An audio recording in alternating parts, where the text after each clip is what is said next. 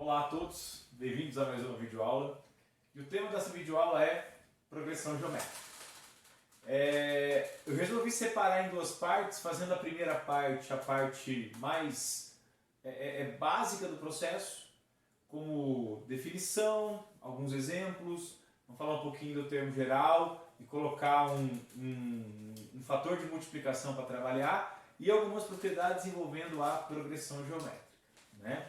Em tempos de pandemia, todos nós ouvimos falar em PG, né, em crescimento exponencial, como que funciona a curva de contaminação, o que a gente faz para achatar a curva, e um dos modelos utilizados, né, pelos nossos governantes é o isolamento social, o distanciamento social, e alguns até eles trabalham com a extrema... O extremo de distanciamento social, que é o chamado lockdown, tá? Mas isso a gente não vai entrar em detalhes, tá? Isso aí pode ser tema de um próximo vídeo, não agora. O que é uma progressão geométrica? A gente vai entender que é a progressão das multiplicações constantes, tá? Então, se você pegar um termo inicial, pegar um fator de multiplicação, e a gente vai tentar entender esse fator de multiplicação um pouco mais para frente, e multiplicando, você vai ter aquilo que nós chamamos de progressão geométrica, carinhosamente chamada de PG. Por exemplo, pega essa sequência aqui, ó. Primeiro termo 2, fator de multiplicação 2, 4, 8, 16, 32 e assim por diante, tá? Perceba que aqui a gente tem uma PG de primeiro termo 2 e razão 2. Essa PG, ela cresce indefinidamente, tá? Então, nesse caso, pensando nos concursos vestibulares, a gente vai trabalhar com PG finita, aquela que tem um número limitado de termos, tá? Acompanha comigo. Do 2 para o 4 tem uma multiplicação por 2. Do 4 para o 8, também por 2. Do 8 para o 16, também por 2. Do 16 para o 32, também por 2. E assim sucessivamente, tá? Um outro exemplo de PG que a gente pode trabalhar é, por exemplo,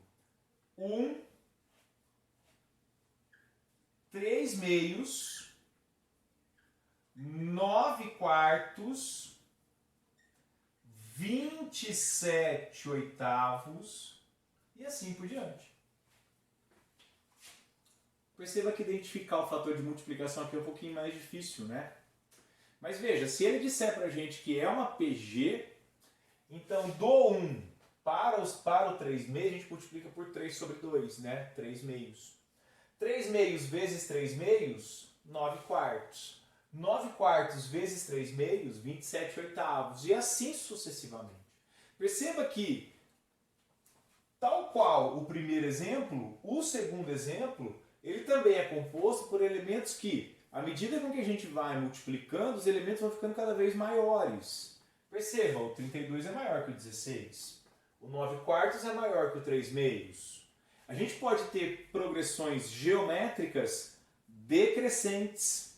Por exemplo, pega essa aqui, ó. 1 meio, 1 quarto, 1 oitavo, 1 16avos e assim por diante. Perceba que nesse terceiro exemplo, à medida que a gente vai multiplicando os termos pelo fator de multiplicação, eles vão decrescendo, tá? Nesse terceiro exemplo, nós temos o que a gente chama de PG decrescente. Perceba, o meio é menor que 1, 1 quarto é menor que meio, 1 oitavo é menor que 1 quarto. E o fator de multiplicação é meio, tá? Então tem o fator de multiplicação. Então a gente pode definir a PG da seguinte forma. O que é uma PG? É uma sequência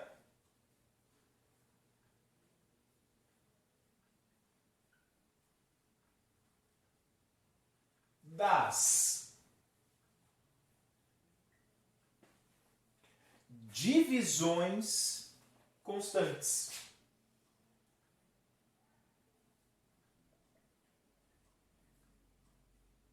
Divisões constantes.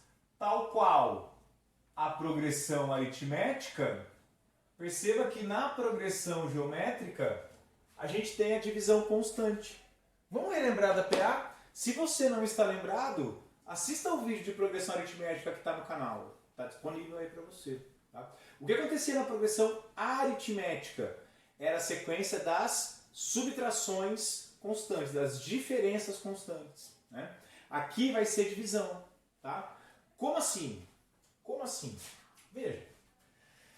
Se eu te der uma progressão geométrica, então eu vou caracterizar uma PG a partir dos seus termos. A1, A2, A3, A4 e assim por diante. Tá? Se eu disser para você que isso aqui é uma PG, se eu pegar o A2 e dividir pelo A1, se eu pegar termos consecutivos, a divisão do termo que vem depois pelo termo que vem antes é uma constante. Como assim, Rodrigo? Olha só. A2 dividido pelo A1 é uma constante, que a gente carinhosamente vai chamar de Q.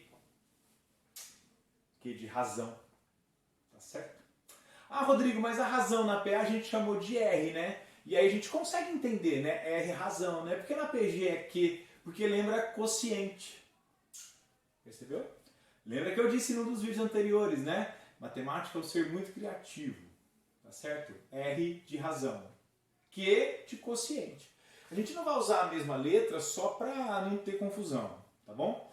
E perceba, se isso vale entre o segundo e o primeiro, também vale entre o terceiro e o segundo. Também vale entre o quarto e o terceiro. Então isso aqui é Q. Outra divisão que vale, A3 sobre A2 é Q. Tá certo? É Q. Então eu tenho esse. Eu tenho esse. Eu vou ter A4 dividido pelo A3 é Q. E perceba que essa razão de termos consecutivos ela pode ir indefinidamente, né? Só para a gente caracterizar, eu vou pegar essa PG não com termos infinitos, tá? Como está representado aqui, tá certo? Eu vou pegar a PG com termos finitos, então deixa eu limitar a PG. A PG vai ter os dois últimos termos como o N-1 e o AN, tá certo? E seguindo esse padrão aqui, né, seguindo esse padrão, o que nós temos? Nós temos lá no final a nossa última divisão, que vai ser AN sobre AN-1 igual a Q. E perceba que aqui acontece um negócio super legal. Você já reparou? Não? Não reparou? Vem comigo.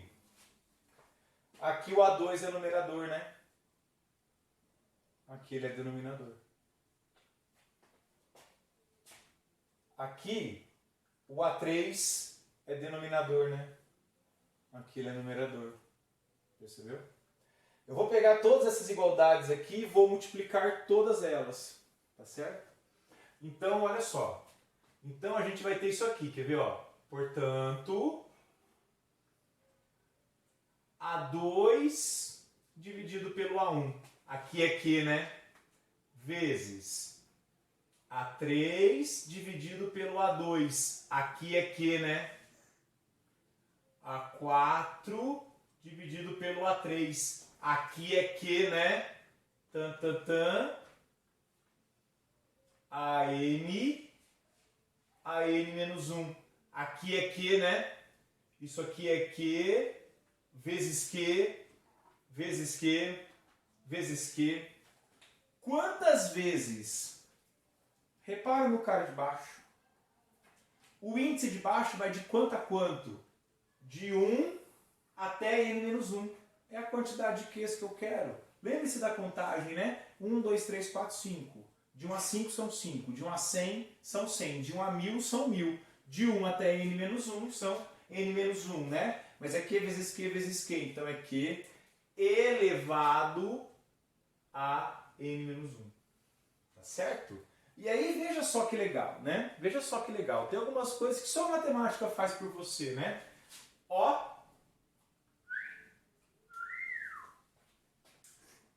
Tchau. Tchau. O A4 vai com o A4 e assim por diante, né? Então todos os caras aqui no meio serão cancelados. E aí vai sobrar quem? A N sobre A1. A N sobre A1. Quem é esse Q? É o fator de multiplicação. A gente pode fazer a comparação com juro composto, né?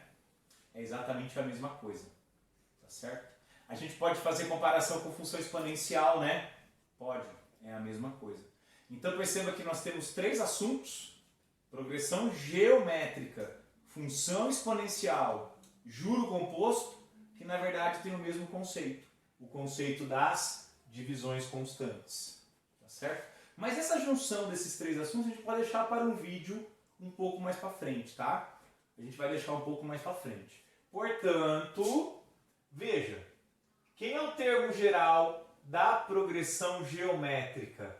A n é igual a 1 vezes. Eu vou pegar o A1 que está dividindo, passar multiplicando.